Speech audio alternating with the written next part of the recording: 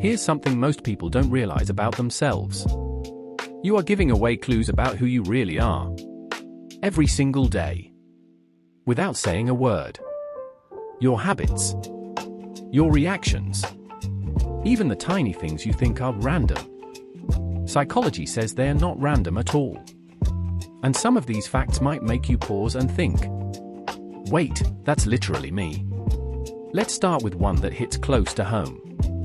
If you replay conversations in your head long after they're over, you're not awkward. You're psychologically wired to be self-aware. People who do this tend to analyze emotions deeply. They don't just experience life, they process it. Yes, it can be exhausting. But it also means you understand people better than most, even when they don't understand themselves. Now here's a fun one. If you laugh at serious moments, like during an argument or when someone says, "We need to talk," your brain is actually trying to reduce stress. It's not disrespect. It's survival. Your mind is basically saying, "Okay, tension detected. Let's soften this before we panic." Next, if you get emotionally attached to fictional characters, movies, series, even cartoons, psychology says you have high emotional empathy. You don't just watch stories. You feel them. That's why a character dying can ruin your entire day. While other people are like, "Relax, it's just a show." No.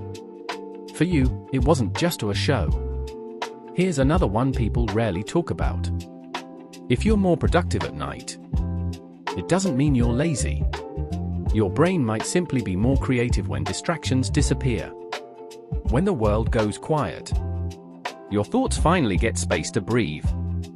That's why your best ideas show up at 2 a.m. and completely vanish by morning. Let's talk about silence.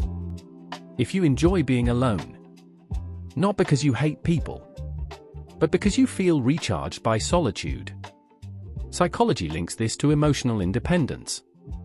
You don't need constant validation. You're comfortable with your own thoughts, which is rare and powerful. Now this one is sneaky. If you apologize too much, even when things aren't your fault, it often means you grew up prioritizing peace over expression. Your brain learned that harmony equals safety. So you say sorry, and not because you're weak, but because you value emotional balance. Still, you're allowed to take up space too. Here's a slightly uncomfortable one. If criticism stays in your head longer than compliments, your brain has a negativity bias. It's not pessimism. It's protection. Your mind remembers threats better than praise, because it thinks it's helping you survive. Unfortunately, it forgets to delete the emotional cache. Now something lighter. If you talk to yourself out loud, congratulations. You're not crazy. Psychologists say self-talk improves focus and emotional control. You're basically being your own life coach, with questionable advice sometimes. Let's go deeper. If you feel drained after socializing, even with people you like, you're not antisocial. Your nervous system just processes stimulation intensely. Too much noise, too many emotions, too many cues. And your brain says, "Okay, battery low." That's not a flaw. That's awareness. Here's a subtle one.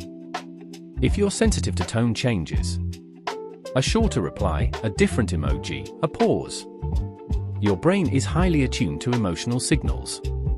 You notice shifts others miss. Yes, it can lead to overthinking, but it also makes you emotionally intelligent. Now the final fact. And this one matters.